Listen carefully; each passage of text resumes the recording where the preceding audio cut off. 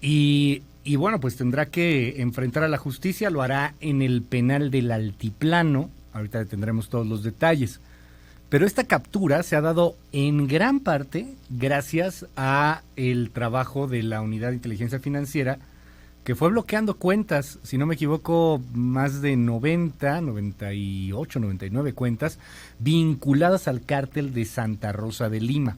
Los narcos son narcos, a lo mejor sí, por el tema de ser sociópatas, por tener un asunto pues ahí de moral retorcida, lo que usted quiera, pero el crimen es crimen también porque es un negocio. Si usted ataca el tema de la lana, pues eso también va a ayudar a que se desincentive la criminalidad. Le aprecio mucho a Santiago Nieto, titular de la UIF, que me tome esta llamada. Santiago, buen día, ¿cómo estás? Buen día, ¿qué tal, Luis? Un saludo a ti y a tu auditorio. Oye, creo que vale mucho la pena destacar el trabajo que hizo la UIF en el caso del cártel de Santa Rosa de Lima. Cuéntanos, ¿cómo se fueron bloqueando cuentas desde hace ya un buen tiempo? Buen día. Bueno, empezamos con un proceso de información con que la Sedena, la Secretaría de Marina y el Centro Nacional de Inteligencia nos dieron respecto a cómo era el modo de operación del cártel de Santa Rosa de Lima.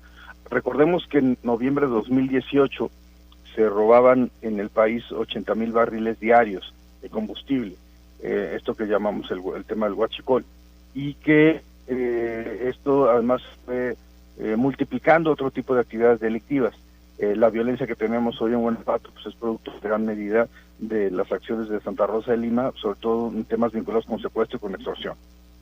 Y a partir de ahí nosotros hicimos un par de acuerdos de bloqueos el año pasado relacionados con el cártel Santa Rosa de Lima, particularmente con empresas transportistas. Ellos compraban ganado, compraban trailers, compraban pues en general vehículos de transporte, así lavaban dinero, y con una gasolinera donde era accionista la esposa del mar, comercializaban los recursos. Mi único tema aquí es que hay que recordar cómo fue todo el proceso histórico del robo de hidrocarburo y cómo la Unidad de Inteligencia Financiera pues generó el acuerdo de bloqueo primero de 88 personas físicas, como tú mencionaste el viernes pasado, otras 11 personas para llegar a los 99 personas físicas y morales relacionadas con el tema del cártel de Santa Rosa de Lima. Lo último que bloqueamos fueron personas relacionadas con la defensa jurídica de El Marro el viernes pasado, y bueno, creo que es muy importante que haya sido ya detenido esta cabeza del grupo criminal. Claro. Y bueno, seguir avanzando hacia la paz en el estado de Guanajuato. Hay que recordar que el 15% de los homicidios dolosos del país se cometen el día de hoy en Guanajuato.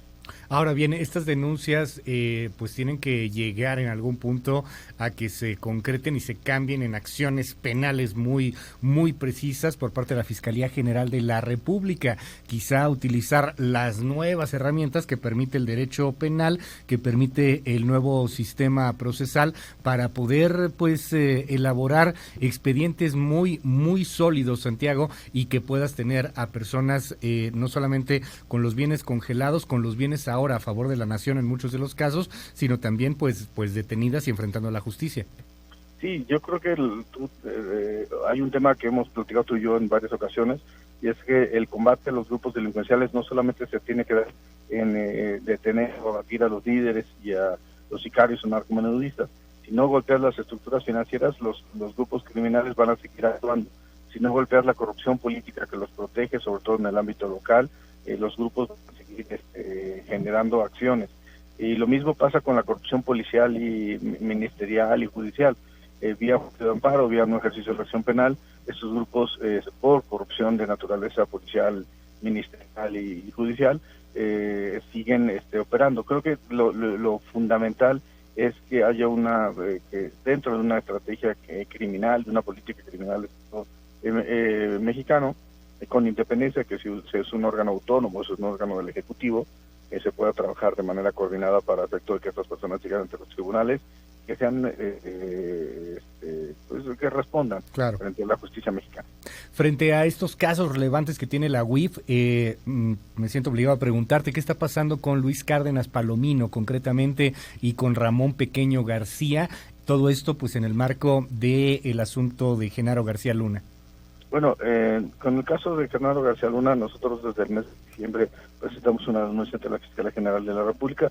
Ya previamente habíamos hecho un proceso de congelamiento de cuentas de este personaje, relacionado sobre todo con un par de hermanos, Weinberg, que a su vez eran dueños de una empresa Numbac en Panamá, una empresa constituida en el año 2005, que en 2011 empezó a operar en México y que tuvo ganancias por más de 2.600 millones de pesos y 77 millones de dólares. Lo importante es que esta empresa pagaba el tren de vida de Genaro García Luna y también le pagaba a Luis Cárdenas Palomino, si bien con cantidades menores, pero también era uno de los esquemas de financiamiento que Cárdenas Palomino tenía.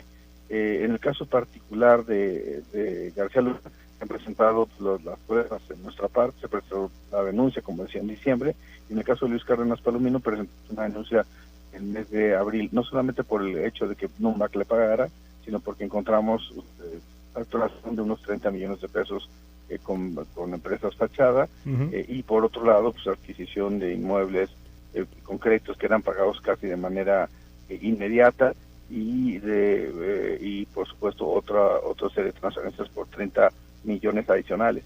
Entonces, las denuncias están presentadas ante la Fiscalía General de la República.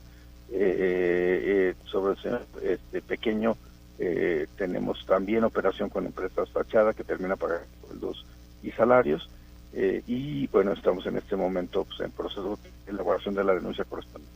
A ver, de Luis Cárdenas Palomino, entonces, ¿hay denuncias desde abril?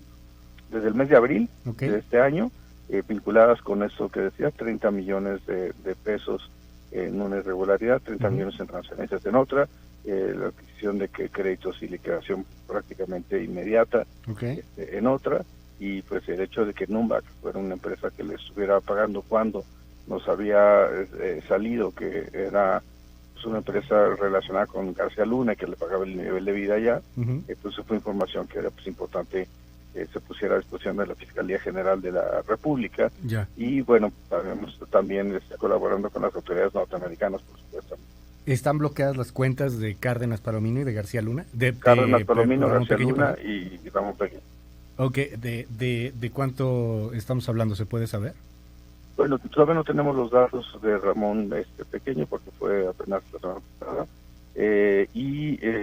Bueno, sí hubo una operación importante, lo dejaré así respecto a los otros dos sujetos. Santiago Nieto, te aprecio mucho que nos tomes la llamada telefónica el día de hoy, titular de la UIF, de la Unidad de Inteligencia Financiera. Muy buenos días. Buenos días, un saludo, Luis. Gracias, es Santiago Nieto de la UIF.